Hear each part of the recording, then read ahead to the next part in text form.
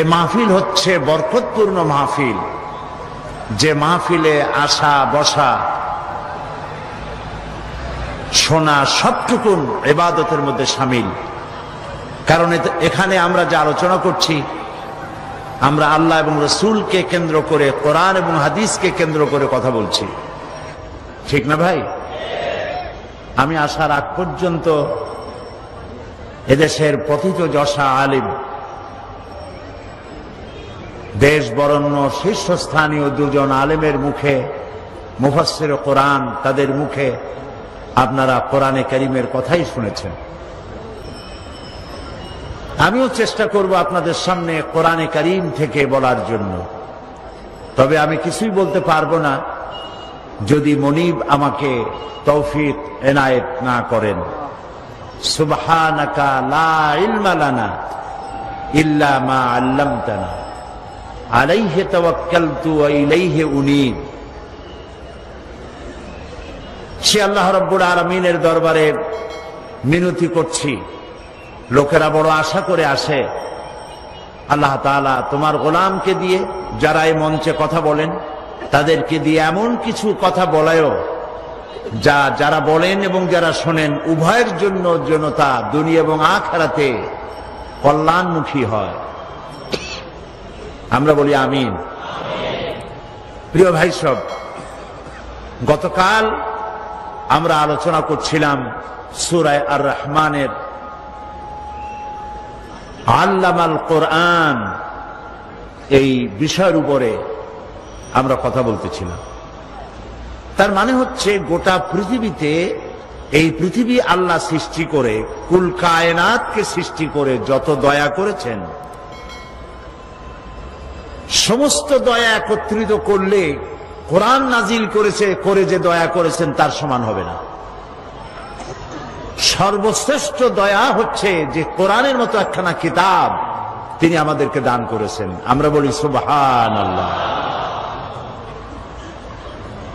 এবং এই কোরআন আল্লাহ নাজিল করেছেন, দিয়েছেন এই কারণে আল্লাহ তাআলা বলছেন, وعلى الله قصد السبيل ومنها جائر ولو شاء لهداكم أجمعين। আর সোজা রাস্তা বলে দেওয়ার দায়িত্ব আমি আল্লাহর। যেখানে রয়েছে অসংখ্য বাঁকা পথ, এই অসংখ্য বাঁকা পথ হচ্ছে মানুষের তৈরি করা মতবাদগুলি, সব হলো বাঁকা পথ। মানুষের তৈরি করা মতবাদগুলি সোজা পথ না বাঁকা পথ?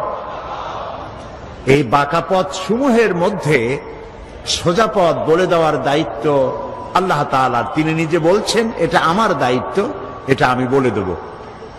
আর তাই তিনি যুগে যুগে পেগম্বর প্রেরণ করেছেন এবং তাদের কাছে বাণী পাঠিয়েছেন, কিতাব দিয়েছেন।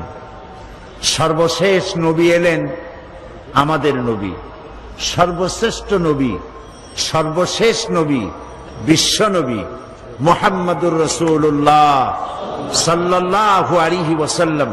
আর তার কাছে শরীয়তকে, দ্বীনকে আল্লাহ তাআলা পূর্ণ করলেন, মুকাম্মাল করলেন, কমপ্লিট করলেন কোরআন নাজিল করে দিয়ে। সুবহানাল্লাহ। সেই জন্য এই কিতাব আল্লাহ তাআলা নাজিল করেছেন, যে কোরআন আমি আপনাদের সামনে আলোচনা করছি বা আমরা করতেছি, এ কোরআন হচ্ছে মহাবিশ্বের মহাবিস্ময়। এর থেকে আশ্চর্যজনক কিতাব এই পৃথিবীতে আর আসেনি। এ কোরআন শুধু মুসলমানদের জন্য নয়, আজ আমাদের 25 বছর পূর্তি উপলক্ষে আজকে যে মানুষের ঢল নেমেছে, এর মধ্যে নিশ্চয়ই হিন্দু ভাইরাও আছেন, অমুসলিম ভাইরাও এসেছেন, ঠিক নয় কি?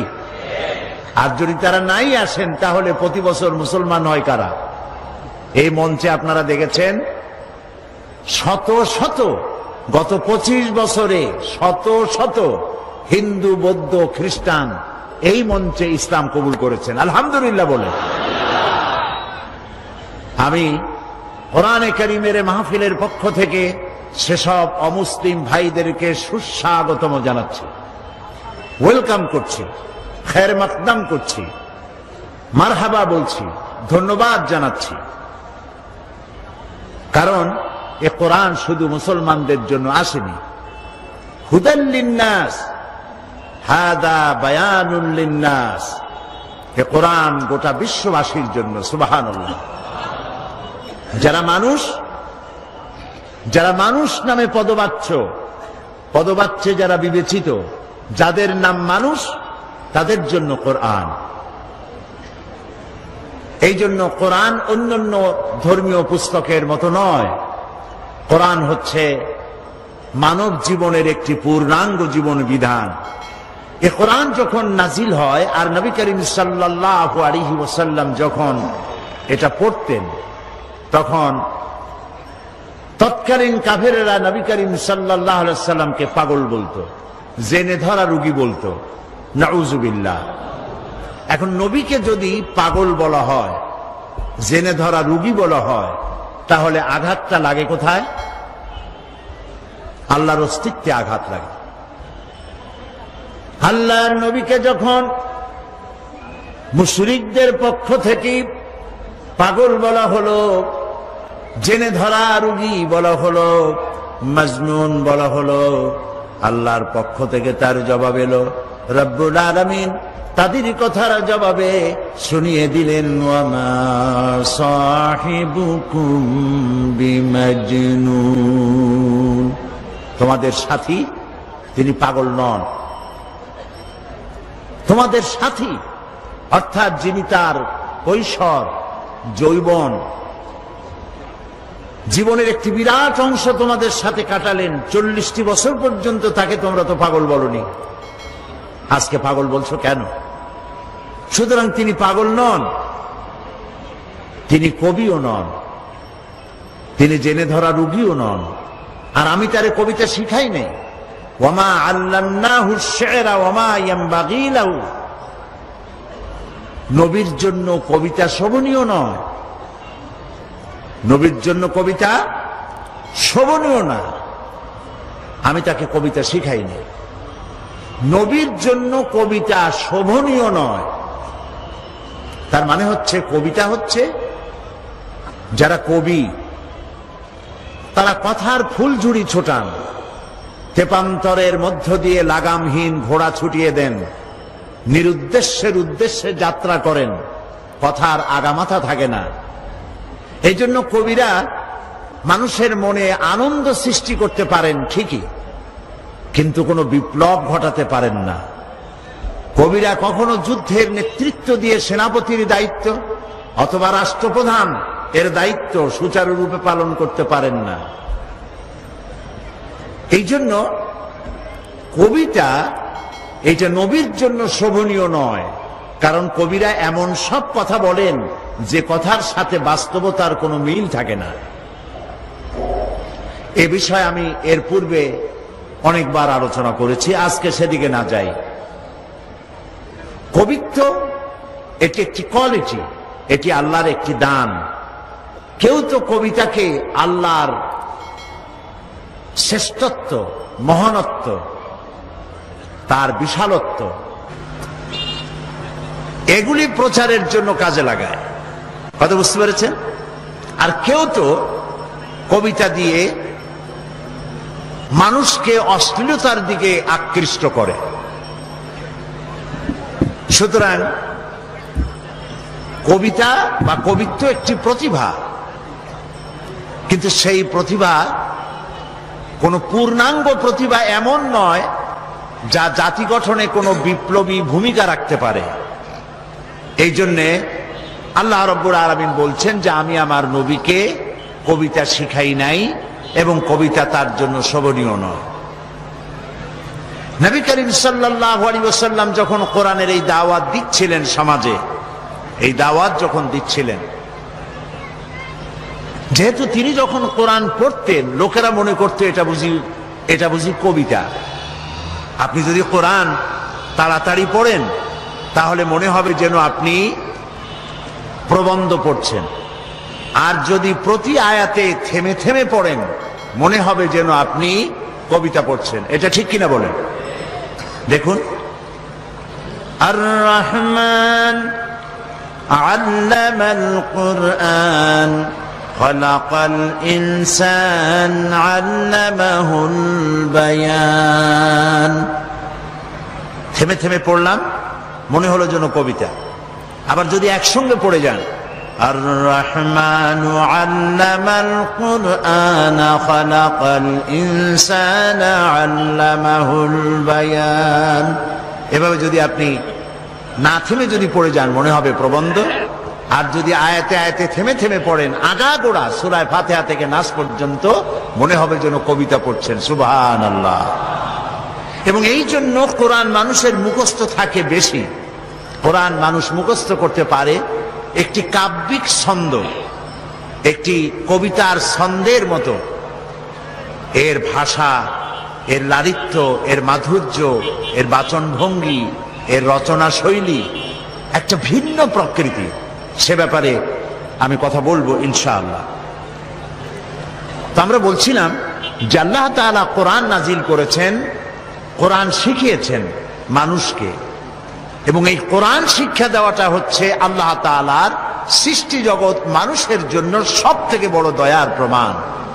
আর এই কোরআন যখন নবী করিম সাল্লাল্লাহু আলাইহি ওয়াসাল্লাম তেলাওয়াত করতেন, ওরা মনে করত কবিতা পড়তেছে, জেনে ধরেছে।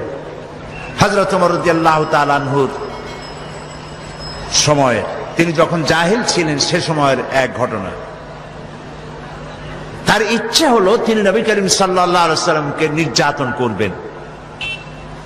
তাকে খুঁজতে লাগলেন, খুঁজতে খুঁজতে তাকে পেয়ে গেলেন। তিনি মসজিদে হারামের মধ্যে নামাজ পড়ছেন, নামাজে দণ্ডায়মান, তিনি তেলাওয়াত করছেন। এখন হযরত ওমর ভাবলেন যে এখন তো নামাজ পড়তেছে, এখন কিছু করব না, নামাজটা শেষ হোক, তারপরে যেভাবে হয় আচ্ছা তরে মারধর করব, নির্যাতন করব। নবী করিম সাল্লাল্লাহু আলাইহি ওয়াসাল্লাম তেলাওয়াত করতেছিলেন, আর এই তেলাওয়াত হযরত ওমর শুনতেছিলেন। তার হৃদয়ের মধ্যে প্রতিটি আয়াত যেন গ্রথিত হচ্ছিল। তিনি অবাক হলেন, ভাবলেন মুহাম্মদ সাল্লাল্লাহু আলাইহি ওয়াসাল্লাম নিঃসন্দেহে তাকে কোনো জেন এই সব কথা শিখিয়ে দেয়, নইলে যিনি জীবনেও লেখাপড়া করেন নাই, স্কুলে যান নাই, কলেজে যান নাই, পড়াশোনা করেন নাই, নাম লিখতে পারেন না, পড়তে জানেন না, নাম সই করতে পারেন না, এত সুন্দর করে বলেন কি করে? নিশ্চয়ই কোনো জেনে শিখায়। হযরত ওমর বলেন, আমি যখন এই চিন্তা করছি মনে মনে, জেনের শেখানো কথা হবে বোধ হয়, তখন তিনি নামাজের ভেতরে যা পড়লেন তাতে আমার মনে হলো যেন আমার কথার তিনি জবাব দিলেন। কি পড়লেন? হযরত ওমর যখন এই চিন্তা করতেছিলেন, নবীজি তার তেলাওয়াতের মধ্যে এক পর্যায়ে তিনি তেলাওয়াত করলেন, ইন্নাহু লাকাউলু রাসূলিন কারীম। নিশ্চয়ই এক বার্তাবাহকের বর্ণনা, এক সম্মানিত বার্তাবাহকের বর্ণনা। হযরত ওমর চিন্তা করলেন, আমি যে মনে করেছিলাম জেনের কথা, এটা তো তারই জবাব হলো যেটা জেনের কথা নয়, এটা এক মহান বার্তাবাহকের বর্ণনা। তাহলে জেনের কথা যদি না হয়, তাহলে এটা তো ঠিক যে মুহাম্মদ সাল্লাল্লাহু আলাইহি ওয়াসাল্লাম ফাঁকে ফাঁকে তলে তলে নিজে কোন ফাঁকে যেন কবি হয়ে গেছে, নইলে মিলায় মিলায় বলেন কি করে? হযরত ওমর বলেন, আমি যখন মনে মনে ভাবলাম নবীজি কবি হয়ে গেছেন, মুহাম্মদ সাল্লাল্লাহু আলাইহি ওয়াসাল্লাম কবি হয়ে গেছেন, তখন তিনি নামাজের ভেতরে যা তেলাওয়াত করলেন আমি বুঝলাম আমার কথার জবাব পেয়ে গেছি। তিনি পড়লেন, ওয়ামা হুয়া বিকাউলি শাইরিন কালিলাম মা তুমিনুন। না না, এটা কোনো কবির কথা নয়, তোমরা খুব কমই বিশ্বাস স্থাপন করে থাকো। হযরত ওমর মনে মনে ভাবলেন, মনে করেছিলাম কবি, কিন্তু কবি না, গণক, তা না হলে আমার মনের কথা বুঝলো কেমনে? হযরত ওমর যখন মনে মনে ভাবলেন মুহাম্মদ সাল্লাল্লাহু আলাইহি ওয়াসাল্লাম শুধু কবি নন, গণক হয়ে গেছেন,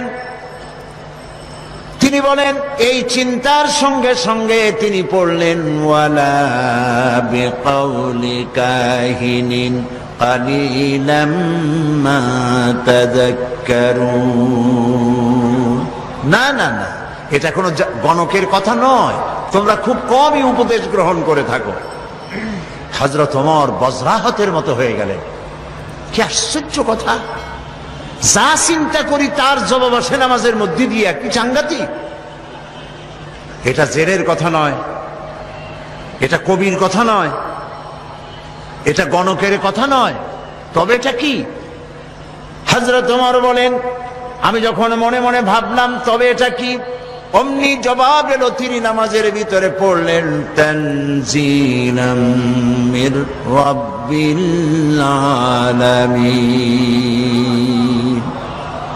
এটি মহান আল্লাহ রাব্বুল আলামিনের বাণী, যিনি তামাম জাহানের পালনেওয়ালা রব, তার কাছ থেকে নাজিলকৃত এটি কিতাব। সুবহানাল্লাহ। হযরত ওমর বললেন আমার মনে হলো যেন ইসলাম তার নিজস্ব আসন আমার কলিজার মধ্যে গেড়ে বসতেছে। প্রিয় ভাই সব, কোরআন নাজিল হতে থাকলো, নবী করিম সাল্লাল্লাহু আলাইহি সাল্লাম মুখস্থ করতে লাগলেন, আর আল্লাহ তাআলা দুনিয়ার মানুষকে শুনিয়ে দিলেন এই যে কোরআন, এই সবটা আল্লাহর বাণী। জোরে সোরে একবার বলেন তো এটা কার বাণী? মানুষের যেন কোনো সন্দেহ না থাকে, এই জন্য রব্বুল আলামিন বলছেন ওয়া মা ইয়ানতিকু আনিল হাওয়া ইন হুয়া ইল্লা ওয়াহিয়ুন ইউহা। আমার নবী কোরআনের ব্যাপারে যা বলেন সব আমার নাজিলকৃত কথা, আমার ওহী তিনি বলেন, নিজের থেকে বানায়া তিনি কিছুই বলেন না। দুনিয়ার মানুষকে কোরআন সম্পর্কে রব্বুল আলামিন গ্যারান্টি দিলেন ওয়ালাউ তাকাওয়ালা আলাইনা বা'দাল আকাওয়িল। আমার নবী যদি নিজের থেকে কোনো একটি কথা বানায়া আমার নামে কোরআনের ভিতরে যদি চালায় দিতেন, আমি আমার নবীর ডান হাতকে চেপে ধরতাম, আর আমার নবীর কণ্ঠ নালীকে আমি আল্লাহ কেটে ফেলে দিতাম। একটি কথাও তিনি নিজের থেকে এর মধ্যে ঢুকান নাই। এর মধ্যে যত কথা, সব কথাগুলি কার? সবাই বলুন আল্লাহ তাআলার বাণী দিয়ে ভরা। আল্লাহ তাআলা বলছেন এর উপর থেকে, এর নিচের থেকে, এর ডান দিক থেকে, এর বাম দিক থেকে শয়তানের বাতিলের প্রবেশের কোনো অধিকার নাই। মানুষের যেন কোনো সন্দেহ না থাকে, এই জন্য রব্বুল আলামিন বলছেন ওয়া মা ইয়ানতিকু আনিল হাওয়া ইন হুয়া ইল্লা ওয়াহিয়ুন ইউহা। আমার নবী কোরআনের ব্যাপারে যা বলেন সব আমার নাজিলকৃত কথা, আমার ওহী তিনি বলেন, নিজের থেকে বানায়া তিনি কিছুই বলেন না। দুনিয়ার মানুষকে কোরআন সম্পর্কে রব্বুল আলামিন গ্যারান্টি দিলেন ওয়ালাউ তাকাওয়ালা আলাইনা বা'দাল আকাওয়িল। আমার নবী যদি নিজের থেকে কোনো একটি কথা বানায়া আমার নামে কোরআনের ভিতরে যদি চালায় দিতেন, আমি আমার নবীর ডান হাতকে চেপে ধরতাম, আর আমার নবীর কণ্ঠ নালীকে আমি আল্লাহ কেটে ফেলে দিতাম। একটি কথাও তিনি নিজের থেকে এর মধ্যে ঢুকান নাই। এর মধ্যে যত কথা, সব কথাগুলি কার? সবাই বলুন আল্লাহ তাআলার বাণী দিয়ে ভরা। আল্লাহ তাআলা বলছেন এর উপর থেকে, এর নিচের থেকে, এর ডান দিক থেকে, এর বাম দিক থেকে শয়তানের বাতিলের প্রবেশের কোনো অধিকার নাই। এটিকে হেফাজত করেছেন স্বয়ং আল্লাহ রাব্বুল আলামিন। কে হেফাজত করেছেন? আল্লাহ তাআলা নিজেই। এই জন্য কোরআন আল্লাহ নাজিল করেছেন, এই নাজিল করার জন্য একজন বিশ্বস্ত ফেরেশতাকে ব্যবহার করেছেন। সব ফেরেশতা আল্লাহর কাছে বিশ্বস্ত, যেহেতু ফেরেশতাদের এই মাজাল নাই, তাদের এই ক্ষমতাই নাই যে আল্লাহর হুকুমের বাইরে কোনো কাজ তারা করতে পারে। তাদের দায়িত্বই হচ্ছে আল্লাহর হুকুম মেনে নিজেদেরকে পরিচালিত করা, এর বাইরে কিচ্ছু করার কোনো গুঞ্জাইশ তাদের নাই। কিন্তু এই ফেরেশতাদের মধ্য থেকে একজন ফেরেশতাকে আল্লাহ বেছে নিলেন, যাকে আল্লাহ তাআলা বললেন শাদীদুল কুওয়া, যাকে বললেন রূহুল আমিন। আমরা তাকে কি নামে চিনি? মাশাআল্লাহ, আপনারা সবাই জানেন তার নাম হযরতে জিবরাইল আলাইহিস সালাম। তিনি হলেন আল্লাহ তাআলার জেনুইন, অথেন্টিক, স্পেশাল মেসেঞ্জার। সমস্ত নবীর কাছে এই ওহী পাঠাবার জন্য আল্লাহ তাকে ব্যবহার করেছেন। এই কোরআন সবটা হলো ওহী, এই কোরআনের মধ্যে সবটা কি? ওহী। এখন ওহী কি জিনিস সেটা আমাদেরকে বুঝতে হবে।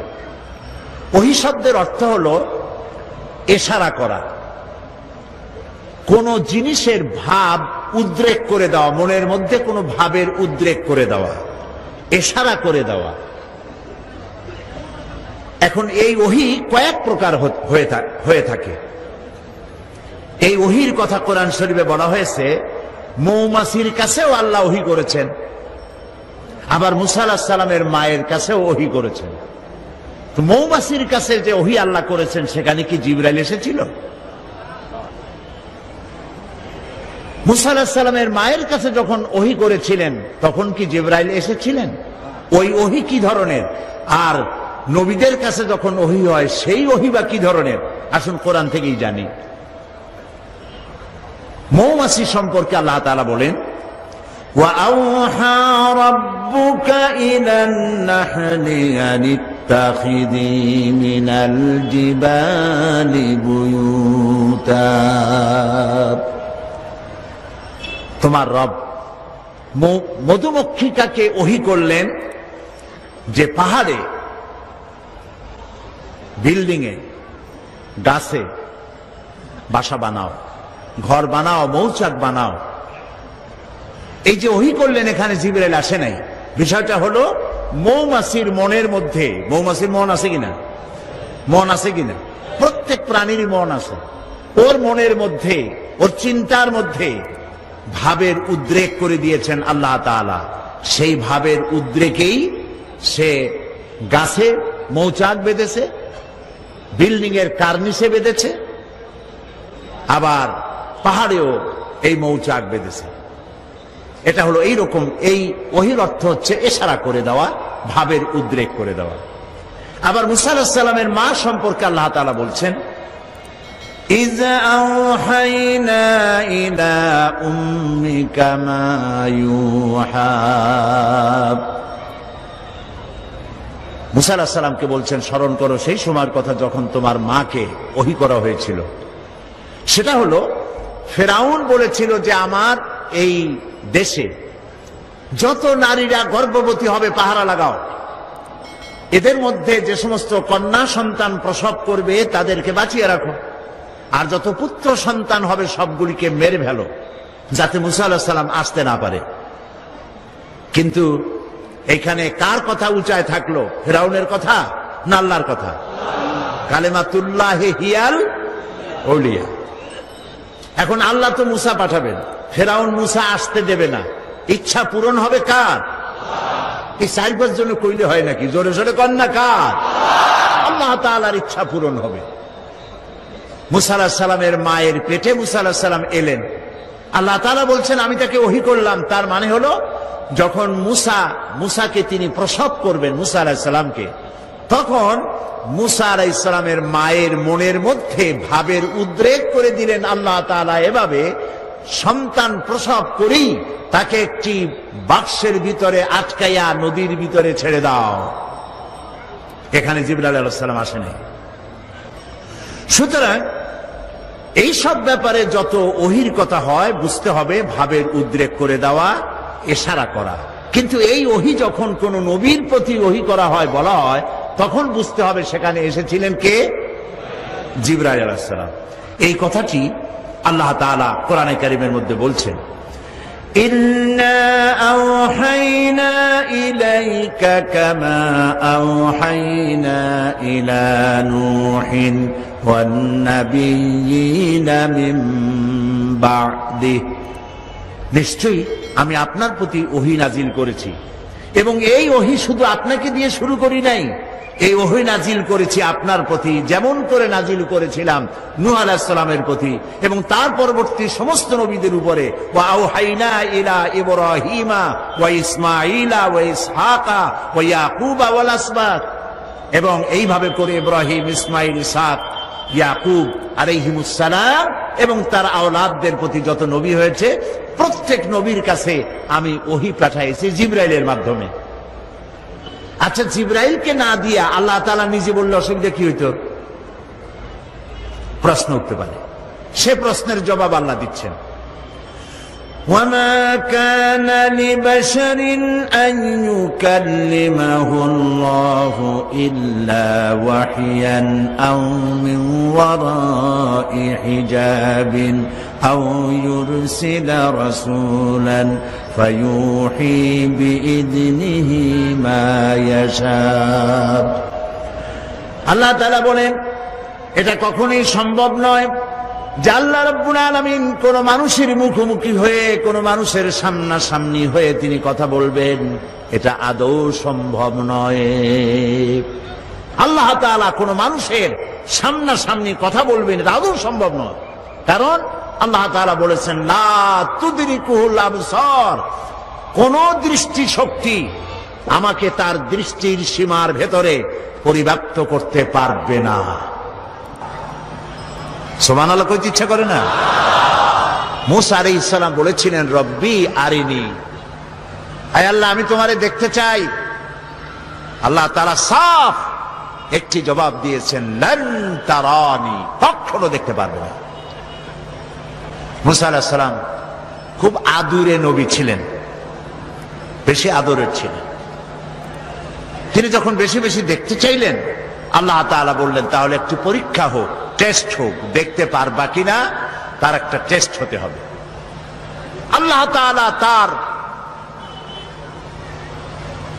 সম্মুখ থেকে ৭০,০০০ পর্দা ভেতর দিয়ে সামান্য নূরের তাজাল্লি নিক্ষেপ করলেন পাহাড়ের প্রতি, ডাইরেক্ট। তিনি তো দেখতে পারবেনই না, পাহাড়ের উপরে নূর ফেলেছেন, সেই নূরকে তিনি বরদাস্ত করতে পারেন নাই। মূসা আলাইহিস সালাম বেহুশ হয়ে জমিনে পড়ে গিয়েছে। এখানে মূসা আলাইহিস সালাম আর মুহাম্মদ সাল্লাল্লাহু আলাইহি সাল্লামের মধ্যে পার্থক্য হচ্ছে এই, মূসা আলাইহিস সালাম পাহাড়ের প্রতি পড়া নূরকে সহ্য করতে পারেন নাই, বেহুশ হয়ে পড়েছেন। কিন্তু মেরাজে নবী করিম সাল্লাল্লাহু আলাইহি সাল্লাম নূর দেখেছেন আর বেহুশ হয়ে পড়েন নাই। আল্লাহ তাআলা কোরআন শরীফে এটা বলেছেন। অন্য কোন সময় সুযোগ পেলে তখন সেই কাহিনী শোনানো যাবে কোরআনে কারীম থেকে। সুতরাং মূল কথা হচ্ছে এই যে আল্লাহ তাআলাকে কোন মনুষ্য শক্তির দৃষ্টি সীমার ভিতরে, কোন দৃষ্টি শক্তি, লা তুদরিকুহুল আবসার, আল্লাহর দৃষ্টি সীমার ভেতরে তো সব, কিন্তু কোন শক্তি তার দৃষ্টি দিয়ে আল্লাহকে সীমাবদ্ধ করতে পারবে না। সুবহানাল্লাহ বিহামদিহি। তো আল্লাহ রাব্বুল আলামিন মানুষের সঙ্গে যেহেতু তিনি কথা সরাসরি বলবেন না, কথা বলতে গেলে তিনি মিন ওয়ারায়ে হিজাব, পর্দার আড়াল থেকে বলেন, নতুবা তিনি জিবরাইলের মাধ্যমে, ফেরেশতার মাধ্যমে কথা বলেন। কোরআনে কারীম আল্লাহ তাআলা নাজিল করলেন জিবরাইলের মাধ্যমে। এর সূরা নাস থেকে শুরু করে, সূরা ফাতিহা থেকে, বিসমিল্লাহ থেকে শুরু করে সূরা নাস পর্যন্ত সম্পূর্ণ কোরআন বহন করে নিয়ে এসেছেন কে বলুন তো? জিবরাইল আলাইহিস সালাম। এই কিতাবের বিশুদ্ধতা সম্পর্কে কোনো কথা উঠতে পারে পাঠকের মনে। দেখুন, পৃথিবীতে যত লেখকরা বই লেখেন, প্রত্যেক লেখক শুরুতেই তার দুর্বলতা স্বীকার করেন। আপনারা কি কথা শুনতেছেন? সেই সাথে বুঝতেছেন? আলহামদুলিল্লাহ বলেন। প্রত্যেক অথার, রাইটার, মুসান্নিফ, লেখক বই লিখতে গিয়ে শুরুতেই বলেন, এই লেখার মধ্যে আমার ভুল ত্রুটি হতে পারে, তথ্য এবং তত্ত্বগত, অথবা প্রিন্টিং মিস্টেক হতে পারে, কোন সহৃদয় পাঠক যদি তার চোখে কোনো ভুল ধরা পড়ে আমাকে জানিয়ে দিলে কৃতজ্ঞতার সাথে আগামী সংস্করণে সংশোধন করতে বাধ্য থাকিব। এরকম লেখা থাকে কিনা? না, এরকম লেখা থাকে আমি যে একখানা বই লেখছি এর মধ্যে ভুল ধরে কার বাপের মাথায় কয়টা মাথা। কি বলেন? পৃথিবীতে একখানা কিতাব যার মধ্যে কোনো দুর্বলতা নাই। শুরুই হয়েছে বইয়ের কিতাবের নির্ভুলতা গ্যারান্টি দিয়ে। পৃথিবীর সব বই শুরু হয় অথারের দুর্বলতা, লেখকের দুর্বলতা, অক্ষমতার মধ্য দিয়ে। একখানি কিতাব পৃথিবীতে আছে যার শুরু হয়েছে গ্রন্থকার, রচয়িতা যিনি, তার প্রশংসার মধ্য দিয়ে এবং বিশুদ্ধতার গ্যারান্টি দিয়ে। সুবহানাল্লাহ বলে। শুরুতেই রচয়িতার প্রশংসা। কোরআন খুলবেন, সঙ্গে সঙ্গে দেখবেন আলহামদুলিল্লাহি রাব্বিল আলামিন। প্রাণ খুলে পড়েন আলহামদুলিল্লাহি রাব্বিল আলামিন। সমস্ত প্রশংসা, যাবতীয় প্রশংসা আল্লাহ রাব্বুল আলামিনের, যিনি কিতাব নাজিল করেছেন। সুবহানাল্লাহ। আর এক কথা উল্টান, যেখান থেকে শুরু করবেন ওইখানে দেখেন বিশুদ্ধতার গ্যারান্টি। যালিকাল কিতাবু লা রাইবা ফি। এটা হচ্ছে সেই কিতাব যে কিতাবের ভিতরে সন্দেহের কোনো অবকাশ নাই, বিন্দু মাত্র সন্দেহ নাই। লা রাইবা ফি, এর মধ্যে কোনো সন্দেহ নাই, ভুল নাই, ত্রুটি নাই, বিচ্যুতি নাই। চ্যালেঞ্জ। আল্লাহ রাব্বুল আলামিন বিশ্ববাসীকে চ্যালেঞ্জ করলেন, আম ইয়াকুলুনা ইফতারাহু কুল ফাআতু বিসূরাতিন মিথলিহি ওয়াদউ মান ইসতাতা'তুম মিন দুনিল্লাহ। এরা কি দাবি করে যে কোরআন আপনার বানানো? যদি এই ধরনের দাবি তারা করে, তাহলে তাদের পক্ষে যদি সম্ভব হয় তাহলে কোরআনের মতো করে কোরআন তারা বানাক। যদি তারা সত্যবাদী হয়, কোরআনের সূরার মতো করে সূরা তারা বানায় নিয়ে আসুক। মহান আল্লাহ রাব্বুল আলামিন আরো চ্যালেঞ্জ করলেন, قل لئن اجتمعت الإنس والجن أن يأتوا بمثل هذا القرآن لا يأتون بمثله ولو كان بعضهم لبعض ظهيرا قل لئن اجتمعت الإنس والجن। বলুন, গোটা পৃথিবীর সমস্ত মানুষ আর জিন সব যদি একত্রিত হয় এই ব্যাপারে যে কোরআনের মতো একখানা কোরআন বানাবে, লা ইয়াতুনা বিমিসলিহি, আল্লাহ তাআলা বলছেন কখনো তাদের পক্ষে সম্ভব হবে না কোরআনের মতো একখানা কোরআন বানাইতে। ওয়ালাউ কানা বা'দুহুম লিবা'দিন যাহিরা, যদি তারা পরস্পরকে সাহায্য সহযোগিতা, জেনেরা যদি মানুষেরা করে, মানুষেরা যদি জেনেরা করে, কিয়ামত পর্যন্ত যদি প্রচেষ্টা চালায়, কোরআনের মতো একখানা কিতাব বানাইতে পারবে। এটা কি সোজা চ্যালেঞ্জ না কঠিন চ্যালেঞ্জ? এই কঠিন চ্যালেঞ্জের মোকাবেলা কেউ কি করতে পেরেছে? আল্লাহ রাব্বুল আলামিন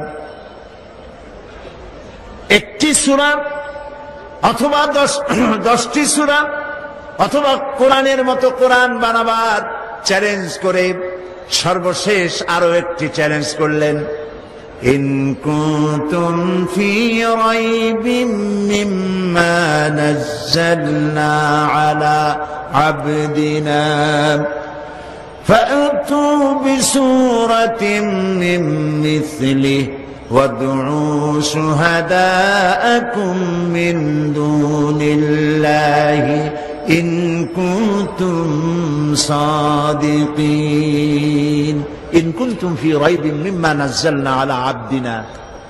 আমার বান্দার উপরে যে কিতাব নাজিল করেছি, যদি তোমাদের সন্দেহ হয় যেটা বান্দার বানানো, মানুষের বানানো, ফাতু বিসূরাতিন, তাহলে কোরআন শরীফের ছোট্ট একটি সূরার মতো সূরা বানাও। চ্যালেঞ্জের ধরনটা দেখুন। আল্লাহ তাআলা বললেন না যদি পারো সূরা বাকারার মতো একটা সূরা বানাও, সূরা আনআমের মতো, মায়েদার মতো, আরাফের মতো একটা সূরা বানাও না। ফাতু বিসূরাতিন, ক্ষুদ্র কনিষ্ঠ যে সূরাটি আছে কোরআন শরীফের, ওই রকম একটি সূরা পারলে বানাও। এবং আল্লাহবাদে যত সাহায্যকারী আছে তাদের সাহায্য গ্রহণ করো। আজ পর্যন্ত এই চ্যালেঞ্জের মোকাবেলা কেউ করতে বলে পারে না। আল্লাহকে তো মানুষ অস্বীকার করে না, অস্বীকার বলে না যে আল্লাহ নাই, দেয়ার ইজ নো গড বলে না, স্রষ্টা বলতে কেউ নাই বলে না। এরকম পাগল ছাগল দুনিয়ায় আছে যারা বলে স্রষ্টা বলতে কেউ নাই বলে, কিন্তু একথা কেউ বলে না যে কোরআন শরীফ এটা মানুষের বানানো, এটা বলে না কেউ। আপনারা শুনছেন নাকি কেউ বলেছে কোরআন মানুষের বানানো? বলে না। কেন বলে না? কারণ হলো এরা জাতে মাতাল হলেও তালে ঠিক আছে।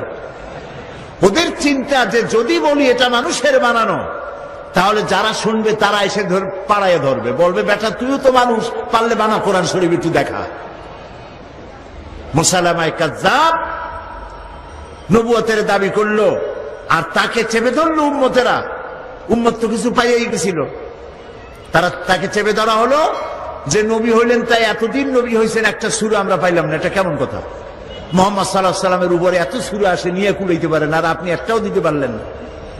সে কয় যে দেখো আমি কেবল না নবী হইলাম, জিবরাইল একটু আসবে তো আসতে দাও। তো ধীরে ধীরে একদিন বলল যে হ্যাঁ আমার কাছে এবার একটা সূরা দিয়ে গেছে, গভীর রাত্রে জিবরাইল আসছিল, সূরাটা দিয়ে গেছে। কি সূরা? কয় যে ভালো সূরা। তো শুনান আমাদেরকে। সবাই আগ্রহ নিয়ে বসে আছে কি একখান সূরা শুনাইবে। তো শুনাইলো ইন্না আ'তাইনাকাল আকআক ফাসাল্লি লিরাব্বিকা ওয়াজআক ইন্না শানিয়াকা হুয়াল আবলাহ। উম্মতেরা কয় কি সাংঘাতিক সূরায় পড়লে তো কাইসে মরে যাব। আরে ওর অর্থ কত বেকায়দা, এটা কোনো অর্থ হইল? ইন্না আ'তাইনাকাল আকআক, আমি তোমাকে হুতুম পেঁচা দান করছি। নবীও যে কায়দার, পাখিও সেই কায়দার। ফাসাল্লি লিরাব্বিকা ওয়াজআক, অতএব তুমি তোমার রবের উদ্দেশ্যে চিৎকার মারো। ইন্না শানিয়াকা হুয়াল আবলাক, কারণ তোমার শত্রুরা হবে সাদা এবং কালো রঙের। পৃথিবী সূর্য তো পশ্চিম দিক থেকে উদয় হবে, কিন্তু কোরআন শরীফের মতো একটি সূরা পারা তো দূরের কথা, একটি ছোট্ট সূরাও কেউ তৈরি করতে পারবে না। এবার জোরে সোরে বলেন সুবহানাল্লাহ। এটার নাম হচ্ছে কোরআন শরীফ। এটার নাম কি? কোরআন শরীফ। এই কোরআন হচ্ছে চিরন্তন শাশ্বত এক বিশাল মুজিজা। সুবহানাল্লাহ বলতে ইচ্ছে করে না ভাই? কোরআন কি মুজিজা। এই পৃথিবীতে আল্লাহ রাব্বুল আলামিন যত নবী পাঠিয়েছেন, সমস্ত নবীদের কি উন্নত মানের চরিত্র দিয়েছেন, আর মুজিজা দিয়েছেন, ওহী দিয়েছেন। সব নবীদেরকে কম বেশি মুজিজা দেওয়া হয়েছে। মুজিজা যারা পেলেন, মারা যাওয়ার সঙ্গে সঙ্গে মুজিজা শেষ হয়ে গেল, মুজিজার কার্যকারিতা আর রইল না। যেমন মুসা আলাইহিস সালামের মুজিজা ছিল হাতের লাঠি ফেলে দিলে কি হয়ে যেত। মুসা আলাইহিস সালাম ইন্তেকাল করেছেন, লাঠি খানা কবরে নিয়ে যান নাই। উম্মতেরা হাজারো চেষ্টা করে এক সেকেন্ডের জন্য এক বিগত একটা সাপ বানাইতে পারে নাই। দাউদ আলাইহিস সালামের মুজিজা ছিল তার গলার আওয়াজ, এত সুন্দর আওয়াজ তাকে আল্লাহ রাব্বুল আলামিন দান করেছিলেন। তিনি যখন জাবুর শরীফ তেলাওয়াত করতেন, উড়ন্ত পাখিগুলি ওড়া বন্ধ করে হযরত দাউদের চতুর্দিকে বসে আল্লাহর কালাম শুনত। লোহা ধরে চাপ দিলে পরে পানি হয়ে হাতের কর দিয়া গলে গলে পড়ে যেত। ঈসা আলাইহিস সালামের মুজিজা ছিল অন্ধ মানুষের চোখের উপরে হাত দিলে চোখ ভালো হয়ে যেত, কুষ্ঠ ব্যাধিগ্রস্ত লোকের গায়ে হাত দিলে ব্যাধি ভালো হয়ে যেত। মুসা আলাইহিস সালাম দুনিয়া থেকে বিদায় হলেন, মুজিজাও বিদায় হয়ে গেল। সুলাইমান আলাইহিস সালামের মুজিজা ছিল সূরা আন-নামল পড়ে দেখেন। গল্প শোনাচ্ছি না, কোরআন শোনাচ্ছি। হযরতে সুলাইমান সকাল বেলায় সিংহাসনে বসতেন, আল্লাহ বলেন 1 মাসের পথ বিনা ইঞ্জিনে উড়ে যেতেন। সন্ধ্যা বেলায় আর 1 মাসের পথ বিনা ইঞ্জিনে উড়ে ফিরে চলে আসতেন। হযরত সুলাইমান ইন্তেকাল করলেন, সিংহাসন কবরে নিয়ে যান নাই। উম্মতেরা 1 সেকেন্ডের জন্য জমিন থেকে 2 আঙ্গুল উপরে উঠাইতে পারে নাই। ঈসা আলাইহিস সালাম ইন্তেকাল করেন নাই, রব্বুল আলামিন তাকে উঠায় নিয়েছেন। তিনি যে অন্ধ লোকের চোখের উপরে হাত দিলে চোখ ভালো হয়ে যেত, তাকে আল্লাহ উঠায় নিলেন। তার ভক্ত অনুরক্ত, তার উম্মতের দাবিদার শত শত কোটি খ্রিস্টান পৃথিবীতে আছে, একটা অন্ধ লোকের চোখে হাত বুলাইয়া কারো চোখ ভালো বানাইয়া দিতে পারে নাই। প্রিয় ভাই সব, এই পৃথিবীতে রব্বুল আলামিন সব নবীকে কম বেশি মুজিজা দিয়েছেন, সব থেকে শ্রেষ্ঠ মুজিজা দিয়েছেন আমাদের নবীকে। নবীজি মুহাম্মদ রাসূলুল্লাহ সাল্লাল্লাহু আলাইহি ওয়াসাল্লামের জীবনে হাজার হাজার মুজিজা সংঘটিত হয়েছে। নবীজির সমস্ত মুজিজার ভিতরে সর্বশ্রেষ্ঠ মুজিজা যেটা, তার নাম কোরআন। রাসূলের মুজিজার নাম কি? রাসূল দুনিয়া থেকে চিরকালের জন্য বিদায় হয়ে গেছেন, মুজিজা কবরে নিয়ে যান নাই, মুজিজা রেখে গেছেন। এই মুজিজা থাকবে কিয়ামত পর্যন্ত, লোকেরা শুনবে, বোঝে না তাও কান্দে। রমজান মুবারকের মাসে তারাবির নামাজের ভিতরে লোডশেডিং হয়, বিদ্যুৎ চলে গেছে, পাখা ঘোরে না, গরমের মধ্যে ঘরমাক্ত হয়, কোরআন শোনা বাদ দিয়া নামাজিরা বাইর হয়ে যায় না। সারা পৃথিবী জুড়ে সব থেকে বেশি যে কিতাব পড়া হয়েছে তার নাম কোরআন শরীফ।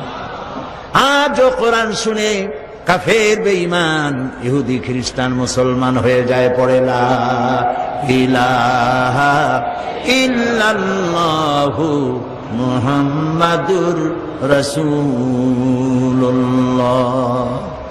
শ্রেষ্ঠ মুজিজা, সুবহানাল্লাহ বলে। সারা বিশ্বের চিরবিস্ময় এই কোরআনকে আল্লাহ রাব্বুল আলামিন নাজিল করে হেফাজতের ব্যবস্থা করেছেন। আল্লাহ রাব্বুল আলামিন বলেন, ইন্না নাহনু নাযালনা যিকরা ওয়া ইন্না লাহু লাহাফিজুন। কোরআন নাজিল করেছি আমি আল্লাহ, আর এর সংরক্ষণের সবটুকুন দায়িত্ব আমি গ্রহণ করেছি। কোরআন হেফাজতের দায়িত্ব কার? আল্লাহ হেফাজত করছে। মানুষের সিনার ভিতরে এটাকে বদ্ধমূল করে দিয়েছেন। আল্লাহু আকবার। ছোট্ট ছোট্ট বাচ্চারা মুখস্থ করে, এতটুকু এতটুকু বাচ্চা 7 বছর 8 বছর বয়স কোরআন শরীফ মুখস্থ করে ফেলাইছে। এটা যদি আল্লাহর না হতো তাহলে কি সম্ভব ছিল ভাই? সম্ভব ছিল না। প্রতি রমজান মাসে, বুখারীর হাদিস, প্রতি রমজান মাসে জিবরাইল আলাইহিস সালাম নবী করিম সাল্লাল্লাহু আলাইহি ওয়াসাল্লামের কাছে আসতেন আর বলতেন, এ পর্যন্ত যতটুকু নাজিল হয়েছে আমাকে পড়ে শোনান। নবী করিম সাল্লাল্লাহু আলাইহি ওয়াসাল্লাম তেলাওয়াত করে শোনাইতেন আর জিবরাইল আলাইহিস সালাম শুনতেন। এরপরে হযরত জিবরাইল বলতেন, ইয়া রাসূলুল্লাহ, এবার আমি পড়ি, আপনি শোনেন। এটা এই জন্য করতেন যাতে করে আল্লাহর কালাম মুখস্থ করার ব্যাপারে কোনো ভুল ত্রুটি হয়ে না যায়। দেখেন না, রমজান মাস আসার আগে হাফেজ সাহেবরা একজন আরেকজনের শুনাইতে থাকে যাতে ইয়াদে কোনো রকম সর্বনাশ না হয়, 3 পারা দিয়ে 7 পারায় না ঢোকে, 9 পারা দিয়ে 13 পারায় না যায়। এই জন্য হাফেজ 2 জন রাখা লাগে মসজিদে। যেহেতু পিছনে তো আপনারা বুঝবেন না যে কোন জায়গাতে কোন সর্বনাশ হয়ে গেল, ঠিক কিনা বলেন? নবী করিম সাল্লাল্লাহু আলাইহি ওয়াসাল্লামের কাছে যে বছর নবী করিম সাল্লাল্লাহু আলাইহি ওয়াসাল্লাম ইন্তেকাল করবেন, তার জীবনের শেষ রমজানে হযরত জিবরাইল এলেন, এসে বললেন, ইয়া রাসূলুল্লাহ, গোটা কোরআন শরীফ পুরাটা আপনি আমাকে তেলাওয়াত করে শোনান। তিনি তেলাওয়াত করলেন, জিবরাইল শুনলেন। জিবরাইল বললেন, এবার আমি পড়ি, তেলাওয়াত করি, আপনি শোনেন। আবার তিনি তেলাওয়াত করলেন, শুনলেন। হযরত জিবরাইল বললেন, আবার তেলাওয়াত করুন, আমি শুনবো। আবারও তিনি তেলাওয়াত করলেন, জিবরাইল শুনলেন। হযরত জিবরাইল বললেন, এবার আমি আবার তেলাওয়াত করি, আপনি শোনেন। নবী করিম সাল্লাল্লাহু আলাইহি ওয়াসাল্লামের ইন্তেকালের বছর শেষ রমজানে হযরত জিবরাইল 2 বার শুনাইছেন এবং হযরতে রাসূল 2 বার হযরতে জিবরাইলকে শুনিয়েছেন। কোরআনের অথেন্টিসিটির ব্যাপারে, এর বিশুদ্ধতার ব্যাপারে গোটা পৃথিবী নির্বাক, হতবাক, বিস্ময় হতবাক হয়ে গিয়েছে। কোরআনের মতো বিশুদ্ধ গ্রন্থ আল্লাহর আরশের নিচে জমিনের উপরে দ্বিতীয় আরেকটি নাই। বলুন আল্লাহু আকবার। এ হচ্ছে সেই কোরআন। এই কোরআন কোন গতানুগতিক কিতাব নয়। এর মধ্যে রয়েছে ইতিহাস, রয়েছে বিজ্ঞান। আল্লাহ পাক বলছেন, আর রহমান আল্লামাল কোরআন, তিনি দয়াবান, তার এত দয়া যে তিনি কোরআনের মতো একখানা কিতাব আমাদের দিয়েছেন। সুবহানাল্লাহ। গতকালকে বলছিলাম না, কি বলছিলাম? মাথা তো ঝুলাইলেন। গতকাল বলেছিলাম, অনেক কথার মধ্যে এটা বলেছিলাম আল্লাহর কথা। قل بفضل الله وبرحمته فبذلك فليفرحوا هو خير مما يجمعون। বলুন হে নবী, আপনি বলেন, বিফাদলিল্লাহি ওয়া বিরহমাতিহি, আল্লাহর করুণা, আল্লাহর দয়া হচ্ছে তোমাদের প্রতি এই যে কোরআনের মতো একখানা কিতাব আল্লাহ তোমাদের দিয়েছেন। জোরে বলেন সুবহানাল্লাহ। আল্লাহ তোমার কোরআন সহি তেলাওয়াতের তৌফিক আমাদের দাও। আল্লাহ তোমার কোরআন বোঝার তৌফিক তুমি আমাদের দাও। হায় আল্লাহ, তোমার কোরআন প্রতিষ্ঠার আন্দোলনে আমাদের সকলকে শামিল করে দাও।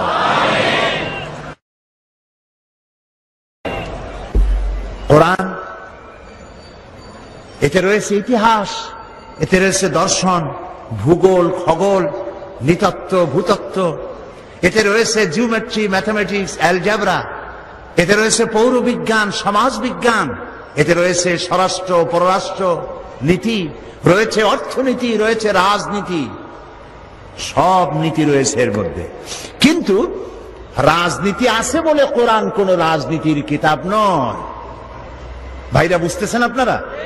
রাজনীতি আছে বলে কোরআনকে কি আমরা রাজনীতির কিতাব বলবো? কখনো বলবো না। কোরআনে বিজ্ঞান আছে তাই বলে আমরা এটা বিজ্ঞানের কিতাব বলবো না। কোরআনে অর্থনীতি আছে বলে এটাকে আমরা অর্থনীতির কিতাব বলবো না। তবে কি বলবো?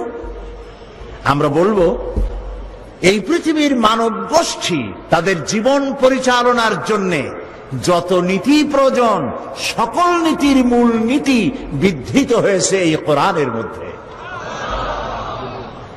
সব আছে, আল্লাহ তাআলা সব কথা খুলে খুলে বয়ান করে দিয়েছেন। এখন এই যে কোরআন আমরা পেয়েছি আল্লাহর কাছ থেকে, আল্লাহ তাআলা আমাদের দিয়েছেন, এই কোরআন শুধু নামাজ রোজার কথা বলেনি। কোরআন শরীফ ৬৬৬৬টি আয়াত বলা হয় কম বেশি। এই ৬৬৬৬টি আয়াতের মধ্যে মাত্র ৫৫০ আয়াত হচ্ছে হুকমে শরঈ। বলুন তো কি মানে?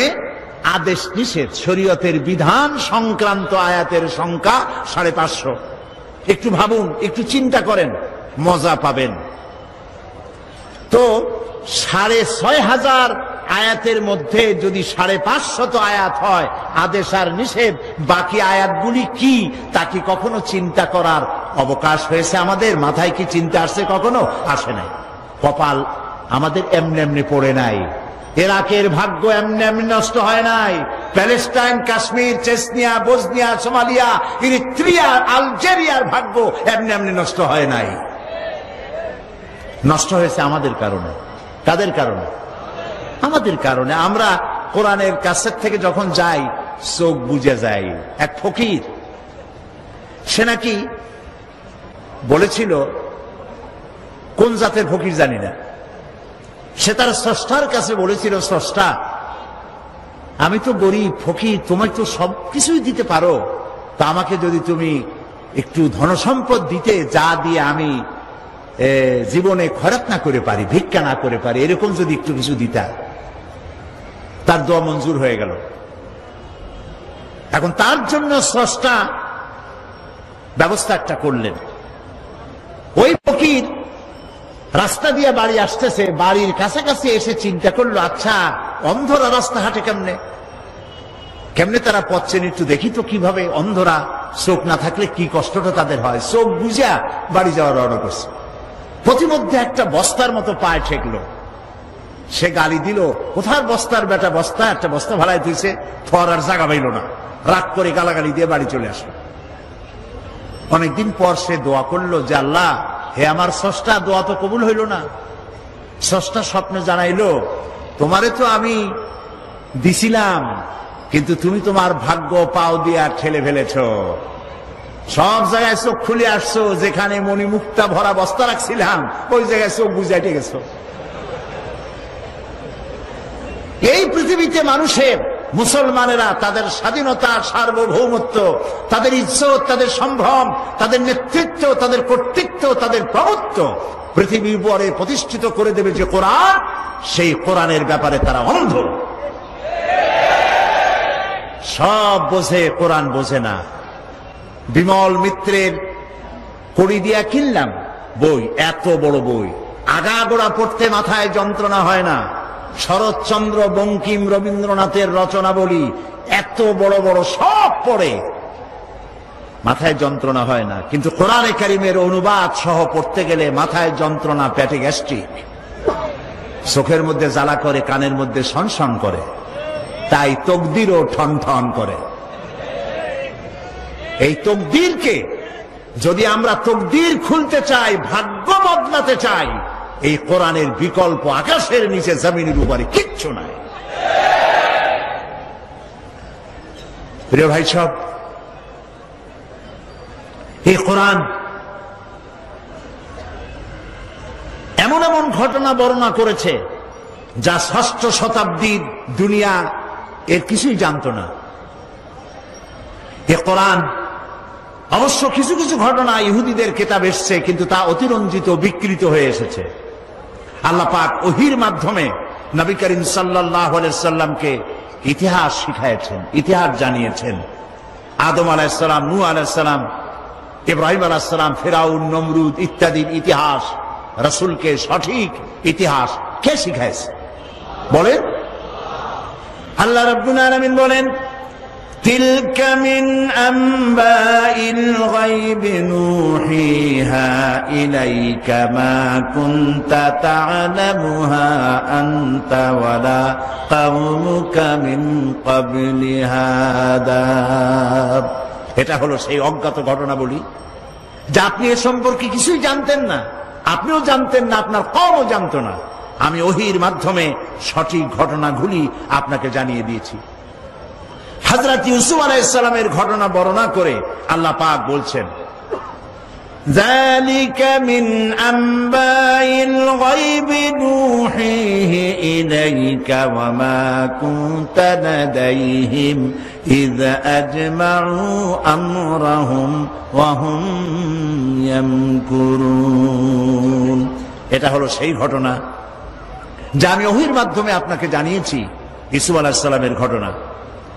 অথচ তার ভাইরা যখন ঐক্যবদ্ধভাবে তার বিরুদ্ধে ষড়যন্ত্র করতেছিল, তখন আপনি সেখানে উপস্থিত ছিলেন না। আমি ওহীর মাধ্যমে প্রাগ ঐতিহাসিক এসব ঘটনা আপনাকে জানিয়ে দিয়েছি। আল্লাহ রাব্বুল আলামিন হযরত মূসা আলাইহিস সালামের ঘটনা রাসূলকে কোরআনের মাধ্যমে শোনাচ্ছেন আর বলছেন, وما كنت بجانب الغربي إذ قضينا إلى موسى الأمر وما كنت من الشاهدين। আর সিনাই পর্বতের পশ্চিম প্রান্তে মুসা আলাইহিস সালামকে আমি যখন তাকে নির্দেশাবলী দিয়েছিলাম, আপনি সেখানে উপস্থিত ছিলেন না। আমি ওহীর মাধ্যমে আপনাকে সে ঘটনাও জানিয়েছি। كذلك نقص عليك من أنباء ما قد سبق وقد آتيناك من لدنا ذكرا। এভাবেই আপনার কাছে অতীতের সমস্ত ঘটনাবলী আমি আপনাকে নিজের নিকট থেকে একটির পর একটি করে ওহীর মাধ্যমে জানিয়ে দিয়েছি। এভাবে আল্লাহ তাআলা রাসূলকে ইতিহাস জানালেন। আল্লাহ তাআলা রাসূলকে বিশ্বলোক সম্পর্কে, ঊর্ধ্বলোক সম্পর্কে জ্ঞান দান করেছে।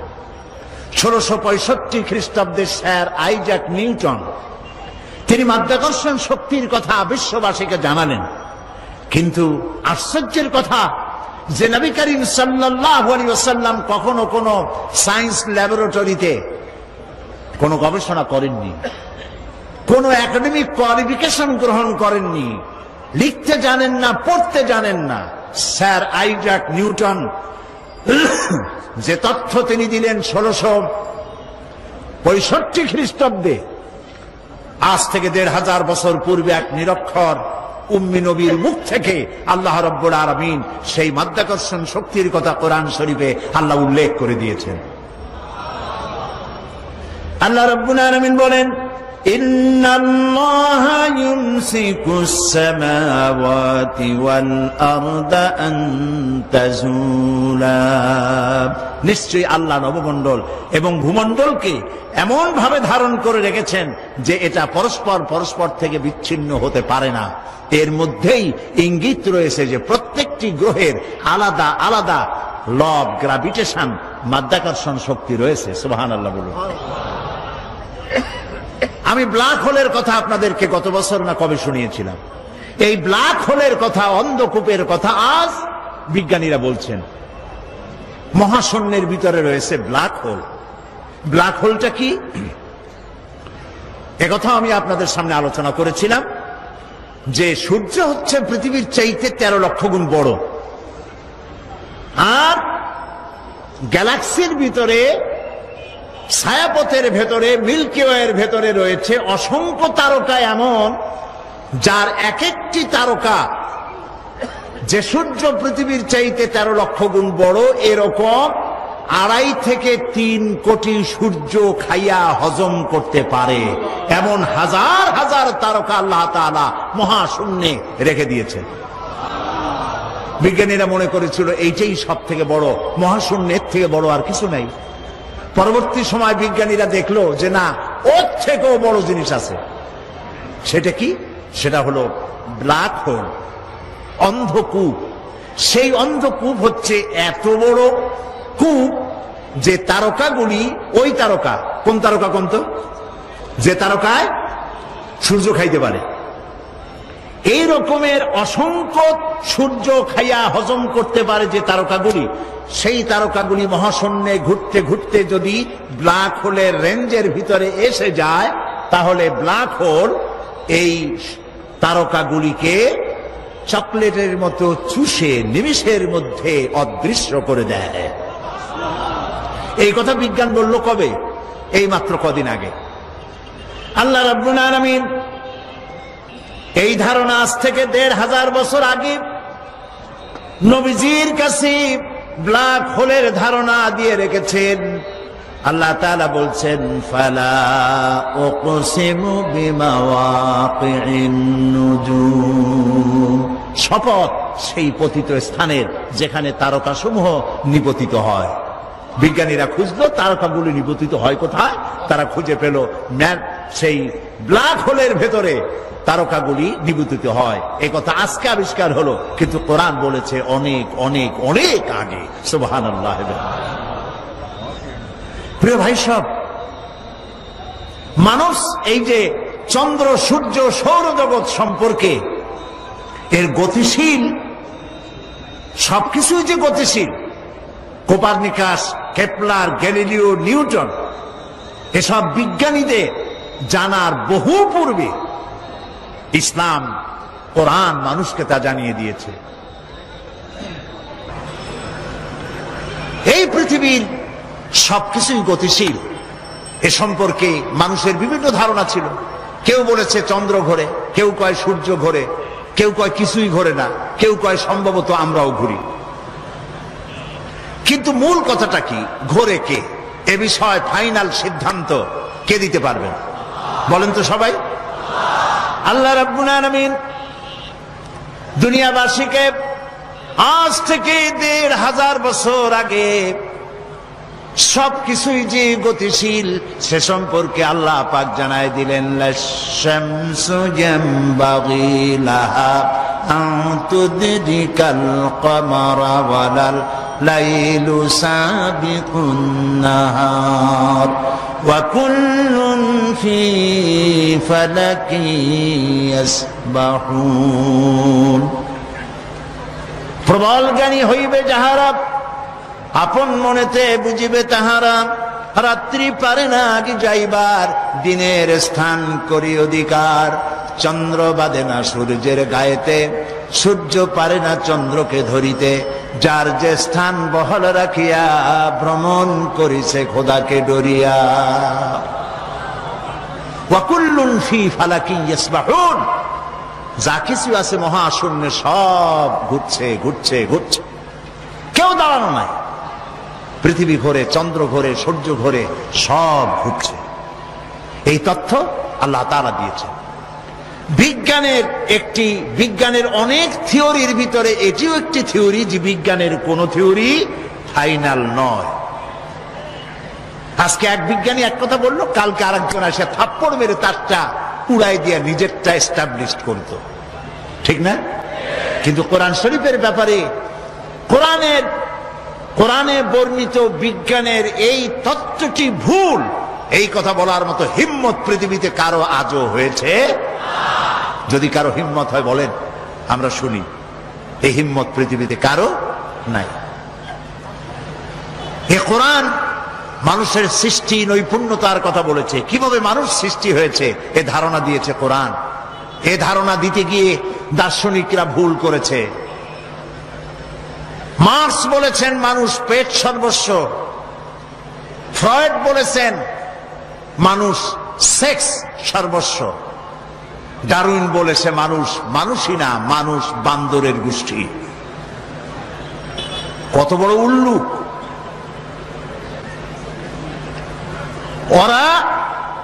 ওদের মাতামহ বান্দর, ওদের পিতামহ ভাল্লুক, এগুলি বলে তারা তৃপ্তি পেতে পারে, কিন্তু মুসলমানদের এতে কোনো তৃপ্তি নাই।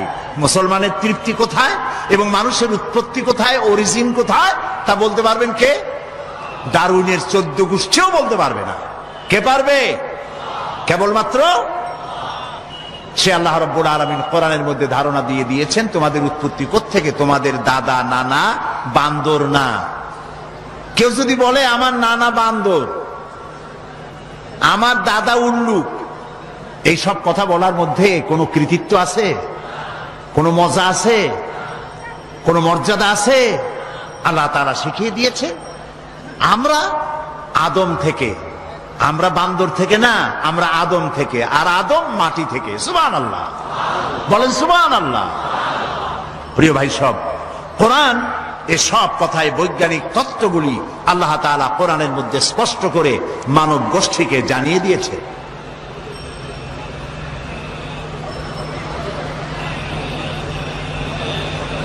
বিজ্ঞান বলছে যে একদিন, দেখুন বিজ্ঞান আর কোরআনের মধ্যে আমি প্রায় বলে থাকি কথা, যে বিজ্ঞান এবং কোরআন পারস্পরিকভাবে সাংঘর্ষিক বা কন্ট্রাডিক্টেড নয়। যেখানে কন্ট্রাডিকশন সৃষ্টি হয় সেখানে প্রাধান্য দিতে হবে কাকে? কোরআনকে।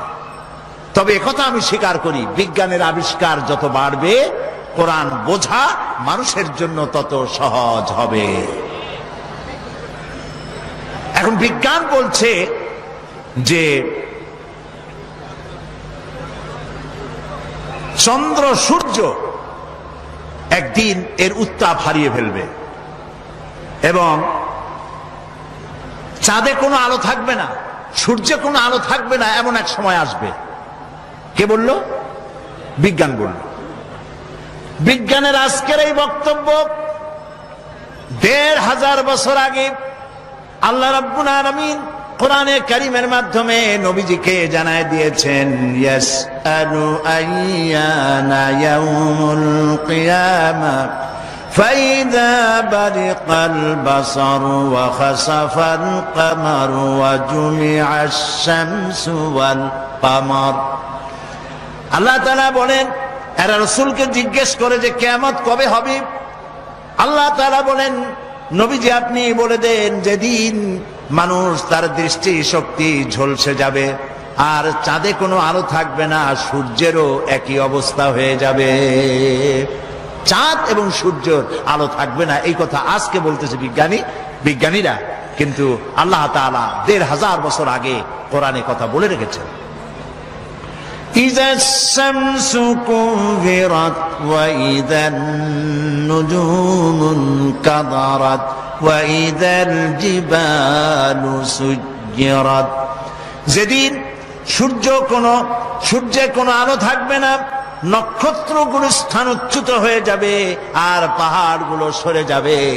কিয়ামতের কথা জিজ্ঞাসা করা হলে পরে আল্লাহ রাব্বুল আলামিন এ জবাব দিয়া দিলেন, সূর্যেও আলো থাকবে না, চাঁদেও আলো থাকবে না, সব কিছু শেষ হয়ে যাবে। এবং বিজ্ঞানীদের মতে প্রকৃতি, সমস্ত প্রক্রিয়া একদিন বন্ধ হয়ে যাবে। এই প্রকৃতি, এই সূর্য চন্দ্রের চলাচল, এই সমুদ্র মহাসমুদ্রের জোয়ার ভাটা, এই পৃথিবীর চলমান সভ্যতা, এর সব কিছু একদিন শেষ হয়ে যাবে, বিজ্ঞানীরা বলছে। কিন্তু এই সব বক্তব্য আজ তারা বলছেন বা কিছুদিন আগে বলছেন। এবার আল্লাহ কি বলছেন দেখুন, কোরআনে কারীমের মাধ্যমে আল্লাহ তাআলা বিশ্ববাসীকে ১৫০০ বছর পূর্বে জানায় দিয়েছেন, কুল্লু মান আলাইহা ফানি ওয়া ইয়াবকা ওয়াজহু রাব্বিকা যুল জালালি ওয়াল ইকরাম। বিশ্ব যা কিছু আছে সব ধ্বংস হয়ে যাবে, একমাত্র অবশিষ্ট থাকবেন তিনি, যিনি এই সব কিছুকে সৃষ্টি করেছেন। তার অস্তিত্ব ছাড়া আর সব শেষ হয়ে যাবে। সুতরাং বিজ্ঞান যা কিছু আমাদেরকে বলেছে তার বহুলাংশে আল্লাহ তাআলা কোরআনে কারীমের মধ্যে এই তত্ত্বগুলি আমাদেরকে জানিয়ে দিয়েছেন।